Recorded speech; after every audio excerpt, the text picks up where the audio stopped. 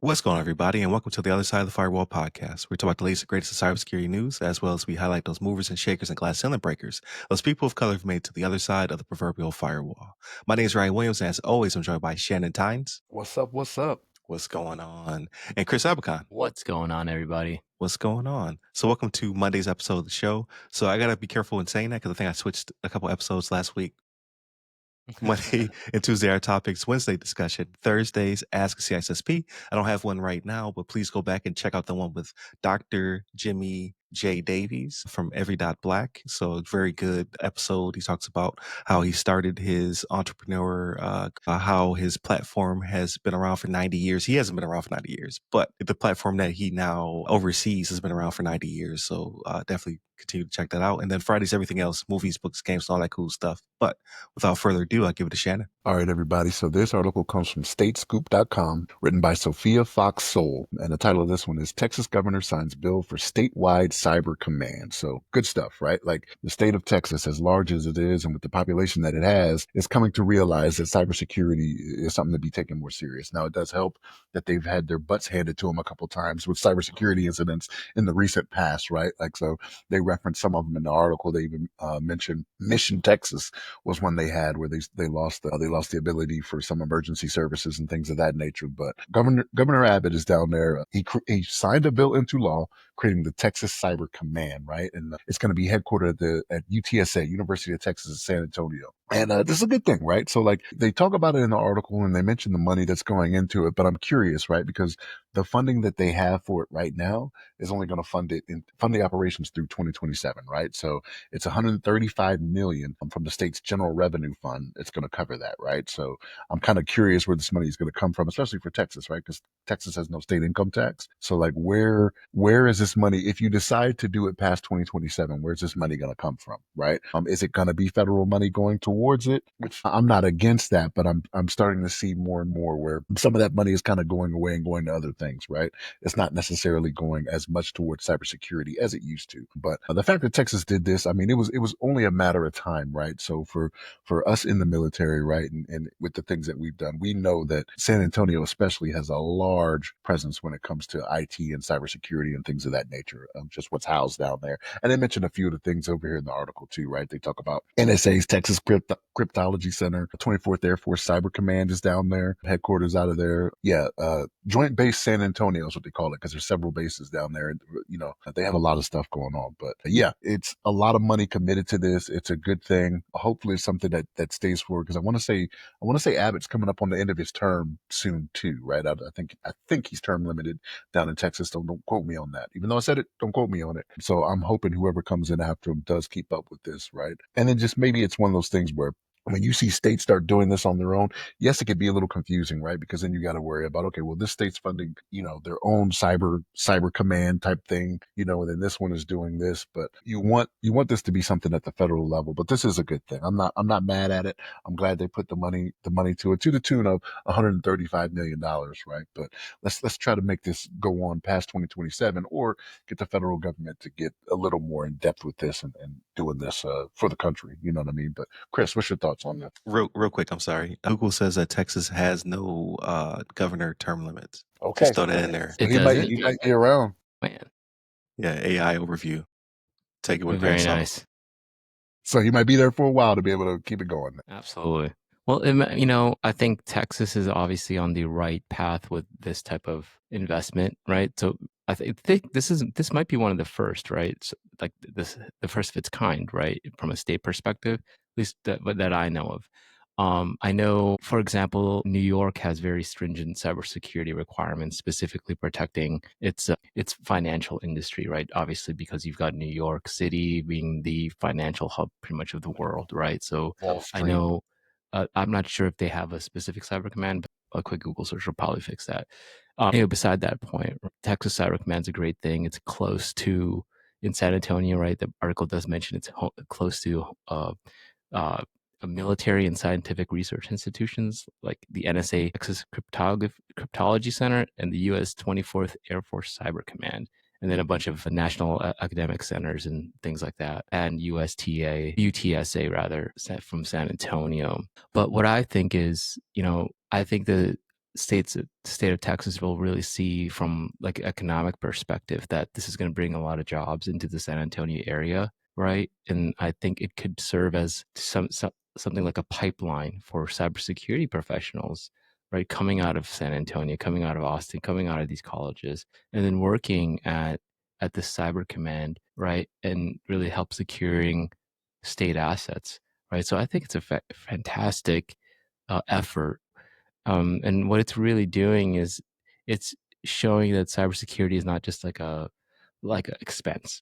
They're showing that there's a lot of value in cybersecurity and to protect our assets, rather state assets in this regard. And then one thing I did want to add was Texas revenue perspective, tax revenue perspective, they've got like a ton of Fortune 500 companies out of Dallas and Houston. You got pretty much the entire oil industry based out of Houston. I think Texas from a tax perspective and revenue perspective is probably, I mean, for us, 335 million is probably a lot from a state standpoint, but for a huge state like Texas, that might just be a drop in a bucket for them, right? Well, the reason I say that though is because they have no state income tax, right? And their property taxes are a little bit higher when it comes to homes Yeah, of that nature, right? yeah, they are a little bit higher. Let's see here. So I actually just did a quick Google search and the comptroller at texas.gov has a monthly revenue watch, right, for their fiscal year. So based on this current data, the most of their tax revenue actually comes from sales tax, right? So sales tax, and then close second, you've got motor and vehicle sales, and then some big ones include natural gas production and oil production taxes, right? So that's something to consider. So they've got obviously oil production and natural gas production and things like that. So they're getting a ton of money from that. How are they so business friendly then? So like if they're taxing on all these companies, like you got, the Silicon Valley folks that are moving there and whatnot, but it's because they're business friendly, right? So I imagine they're not paying as much in taxes and things of that nature. So how are they making so much doing that? Is that It might just be volume, man. So it just might be that there's a ton of businesses based out of Texas these days, and a lot of the, let's just say, the perhaps the real estate boom from the past few years. A lot of investment has gone to, for example, Austin, right? So all these builders building these you know, high-rise towers, they're paying a bunch of taxes to the state, right? And then obviously the revenue they'll be collecting from that business as well. So I would say Texas is one of the only states that could probably operate by itself as a country, right? I was waiting for somebody to say that. California? Well, in Remember, California, California is the fourth largest economy in the world. that's true. That's true. I think Texas would be up there as well. But yeah, for sure. But yeah, those are my thoughts. Ryan, what do you think? Yeah, so I did do a quick Google search. The New York Cyber Command is charged with protecting all city systems against cyber Nice. threats, including systems that deliver vital services to New Yorkers. Headed by the Chief Information Security Officer of the City of New York, we provide an in-depth support of over 100 agencies and offices to protect, detect, identify, respond to, and recover from cyber threats. Their CISO is Kelly Moan, M-O-A-N. Mm-hmm. So they're pretty established. But when you're talking about financial services, I know they have the NYDFS. Yeah, NYDFS. Is one of their risk management frameworks as well. Because like you said, they are a major hub or even the epicenter of money because of Wall Right. Street. Absolutely. So there's a lot of different protections and things of that nature coming from the state. Yeah, I found it interesting. I'm hoping, like you said, it's a pipeline because you have it's right there, right? 24th Air Force is right there. So why not transition these veterans over to your services, right? It should be, you would think, a direct pipeline, but as we know, sometimes these things can be a little complicated. But I did see that because depending on what type of resume they have to submit and stuff like that, I did see where they're trying to change the federal resume, so it's no longer like 15 pages of nonsense. It's more of a direct link to a real resume. They're trying to, I think it's OPM is in charge of this. They're trying to soften these standards, not to lower them, but to make them more applicable. Because who has time for that, right? I still haven't done my federal resume, and I probably never will. Yeah, I remember. It's like writing a book. I remember when I was transitioning, they were like, "Yeah, I can help you out with that federal resume. I can write it for you." right? Because apparently there's an entire industry just on helping people out with their federal resumes. So Right. that shouldn't be a thing, right? No offense, but it's just like it should be open. It should be So transparent. somebody just screamed at the radio. "No." Yeah, like I'm never gonna work with Chris Abicon. He's trying to kill the federal resume over here. But I think it's already dead. I think the article I saw was that they are going to change it Hmm. because people have issues, putting them together. Because yeah, it is ridiculous. I think I could have got a free one through Hire Heroes USA, and I never got to that point. Like I got through the master resume, the target resume, and then I got a job. So I never got to the hey, let's write your federal resume. So shout out to them. I know a couple people that went through Hired Heroes, and it seemed like it was I don't want to say a standard. It seemed like it was more geared towards a civilian resume, right? Like it wasn't crazy Right. long or anything like that. But yeah, they would want your EPRs and things of that nature to Right.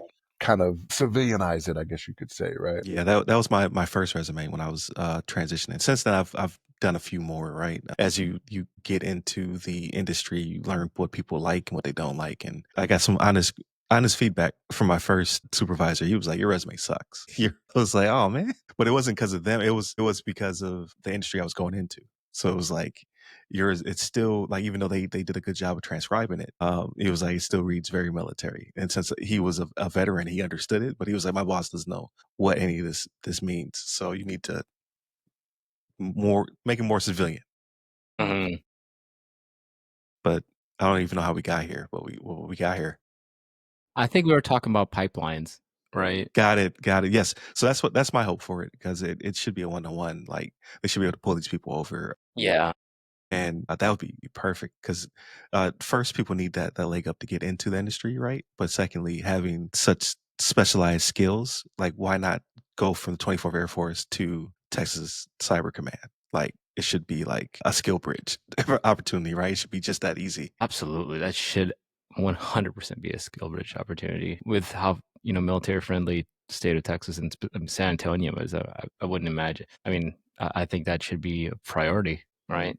You would think, but yeah, we'll circle back to this one because I'm sure as it starts to kick into gear, there'll be more information released, or at least their plans for how they're going to staff this thing. So I think it's a very interesting article to circle back to. But definitely continue to check us out. So we are on pretty much all your podcast platforms of choice. You can go to the website, theothersideofthefirewall.com. And make sure you go to theothersideofthefirewall.com because there's another website it's missing the. It takes you somewhere totally different. Or ramcyber.io. And there you can go to our webpage and it'll take you to, you can listen to us on the radio, you can listen to us on your podcast platform of choice. You can listen to us just on the web page itself. You can just click the play button, as well as it'll redirect you to our YouTube. Definitely continue to check that website out though, because I have a guide coming out. So the other side of the firewall is also going to be a book. So it should be dropping soon. So definitely circle back to that because I would love to share that with the audience, and then hit up